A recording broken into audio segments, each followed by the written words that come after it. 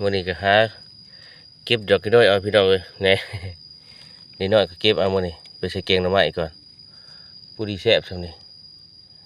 ผู้ดีเป็นตุ่มเด้อเบิ่งเท่านี้ก่อนนี่ลายอยู่ตรงนี้ก็ได้หาเราเก็บ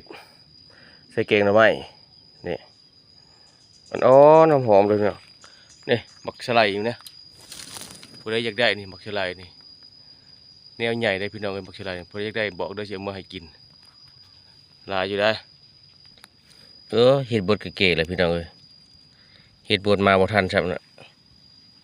เป็นเห็ดกระด้างแล้วบ่ได้กินว่าสิไปสิแกงหน่อไม้ไปเราเก็บใบบวบก่อนบัดนี้ย่อบวบเห็ดเพื่องกะงัวเหยียบไก่เขียเบิดพี่น้องเอ้ยเห็ดเพื่องก็ได้งัวเหยียบไก่เขียมุนคักก็ได้ว่าสิมาเอายอดบักบวบโอ้อยู่ปลายกกจิกผู้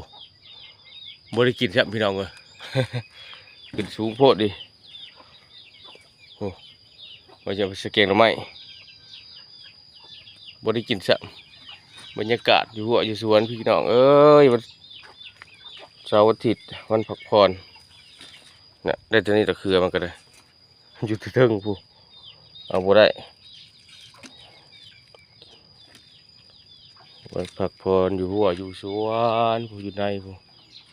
การจะเข้านะเก็บ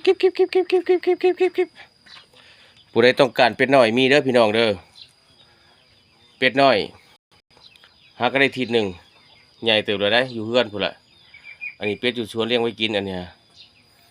ขายคู่ถึง30,000 กีบผู้ใดสนใจทักเข้ามาเด้อเป็ดน้อยเลี้ยงเป็ดแนวใหญ่ๆรถเป็ดข่อยนี่อันนี้บ่ได้ขายรุ่นนี่ไว้เลี้ยงกินผู้ใดสนใจทักมาเด้อจะได้เป็ดน้อยไปกินได้ไปเลี้ยง